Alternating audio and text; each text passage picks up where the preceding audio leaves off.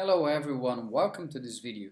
Today I would like to present the circle of fifths. Well, to understand the circle, I really recommend first of all that you need to watch the two videos regarding intervals that I record in this channel. Second, to really understand what I will explain here, so please take your harmonic instrument to play and to feel all the differences about the things that I will explain here. First thing that you need to understand about the circle of fifths. First of all, you have a major key and you have a relative minor key.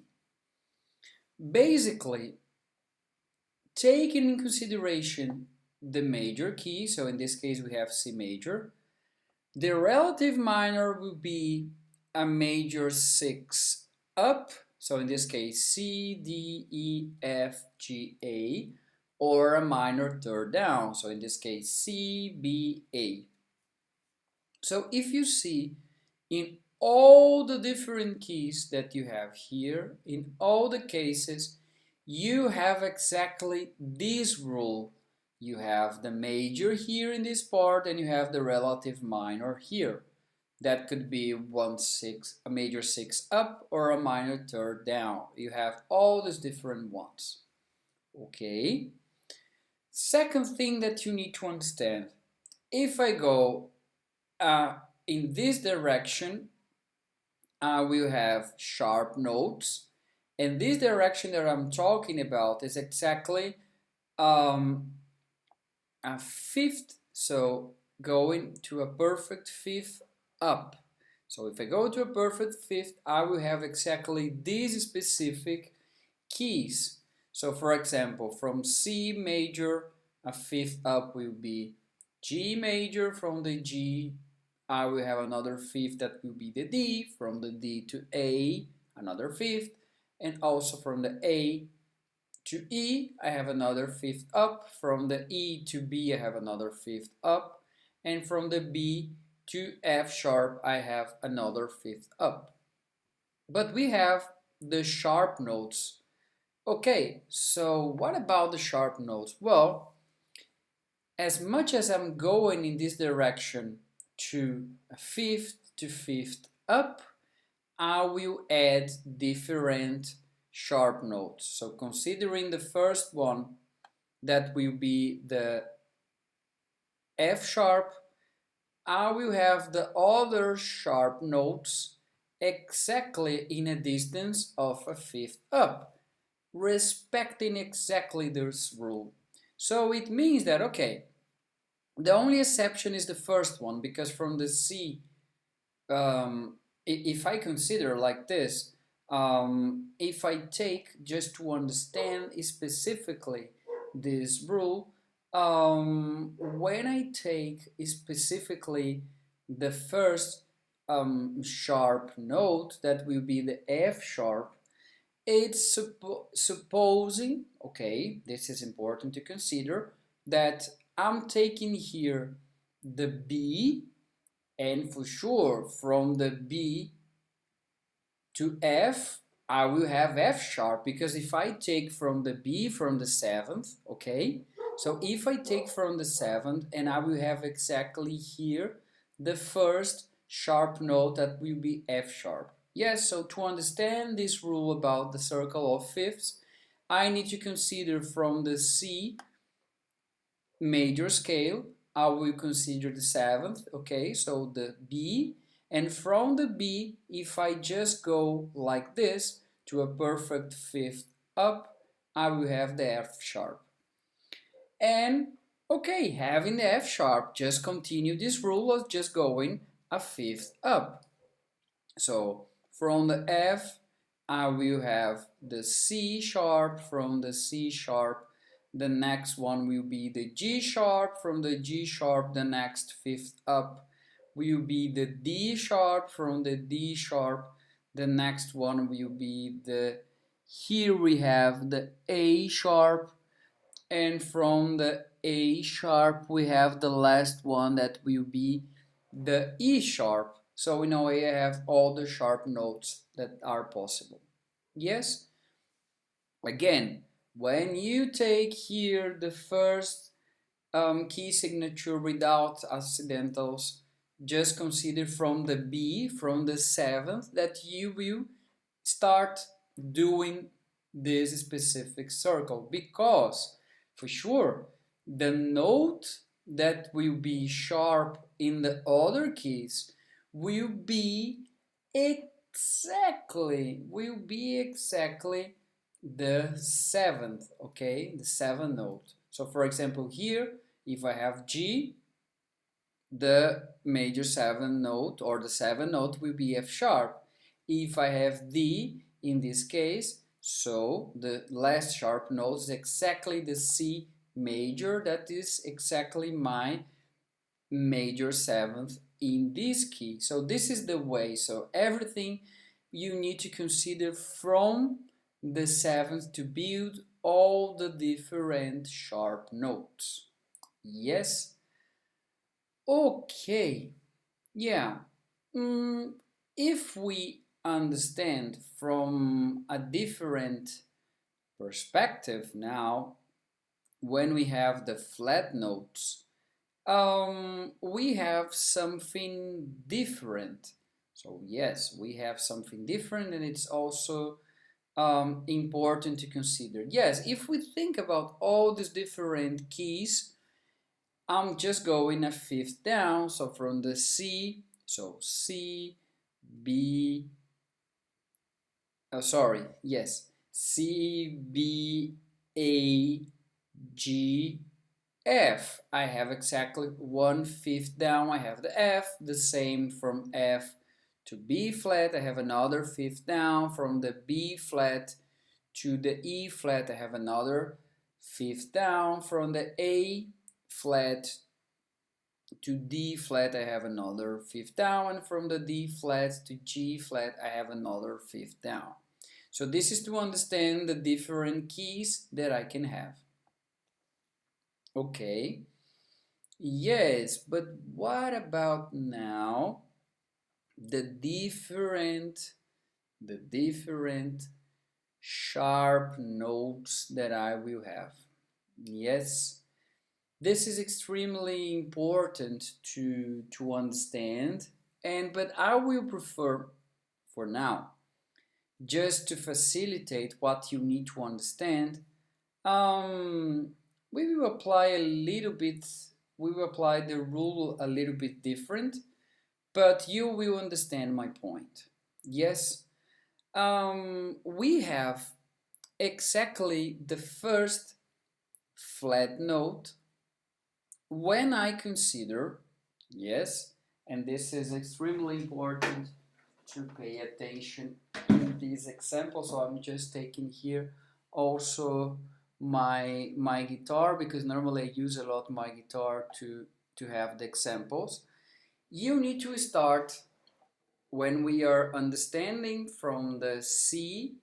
You need to understand that the first thing that you need to do is to consider also the relations of fifth. Okay, so if I take, and here you need to pay attention, the F, okay, so if I'm playing here the scale of C major, but the F is my fourth note, so it's my fourth. So from the F, if I play exactly a fifth down, I will have exactly the B flat, and this is what is important to understand. So the first note, and the way that I have all the different flat notes is it's because I'm thinking about the relation of a fifth down. Okay, because exactly from the F I will have the B. And I will continue this relation for the other nodes. So this is a way that will facilitate my point to understand how I will apply the other nodes. So exactly, if I think about the B, the next note that I will include will be exactly the E flat. Yes, I have exactly the E flat because between these two notes I have the relation of a fifth down. So this is also important to consider because from the B to E flat I have a fifth down. So you just continue this relation, okay? And from the E, when you apply this specific rule, you have the A, so you have a fifth down also in this order.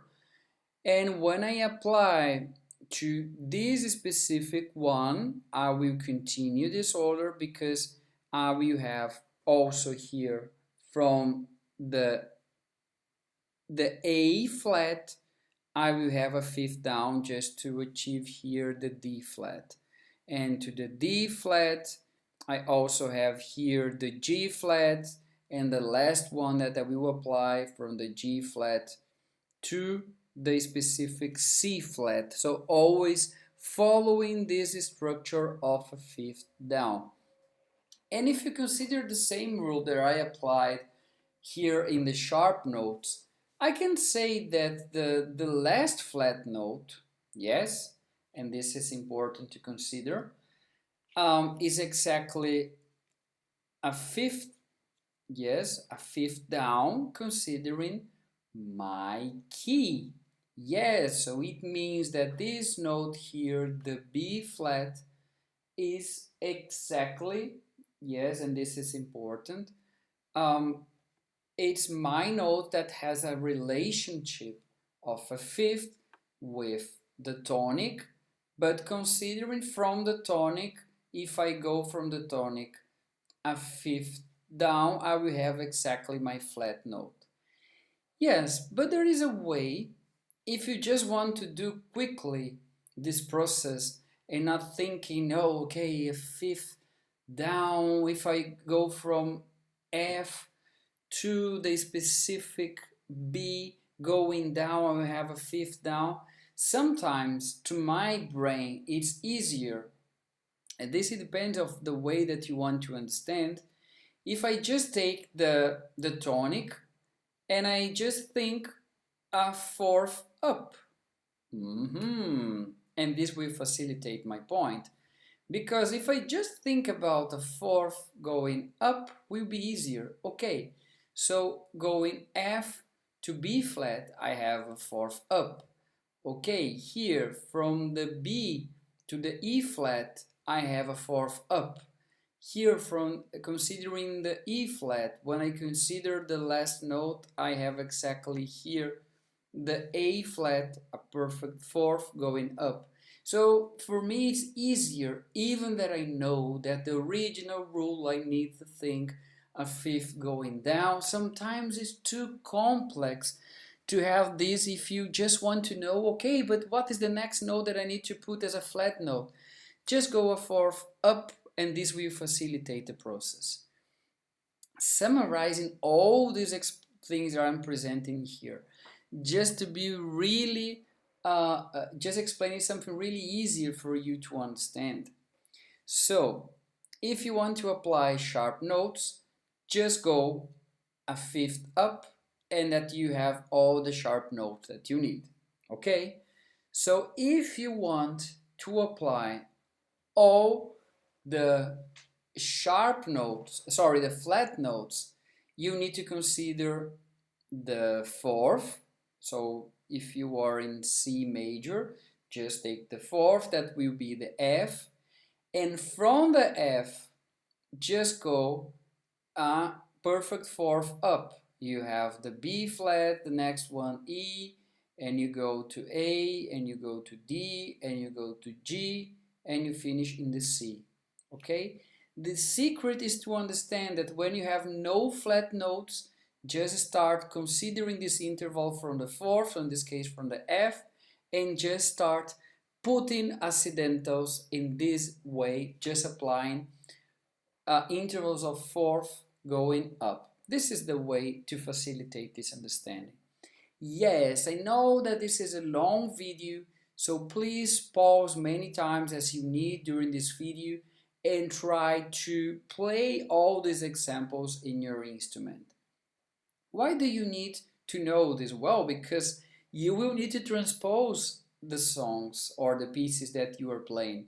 Maybe because you want to facilitate to somebody else to play in another instrument, or for a person that will be more comfortable singing in a different key. So you need to know this structure first of all because you want to know how many accidentals, sharp or flat notes, and also you want to know what will be the relative minor. So this is also extremely important if you want to improvise. Let's suppose that the person is playing a blues in E major. Okay, so you have, if it's E major, I have here all the different accidentals and considering here the relative minor. And let's suppose that in a day the person says, no, no, no, maybe it will be better if we play these blues in A major. So now you have other notes to play because you have a different key signature and you also have a different relative minor. And with this, no doubts that will be easier to improvise. So summarizing, the relevance of the circle of fifths is when you need to transpose and also when you want to improvise considering the possible notes that you can use to improvise. Okay, so this is all. Thanks for watching and see you in the next video. Bye bye.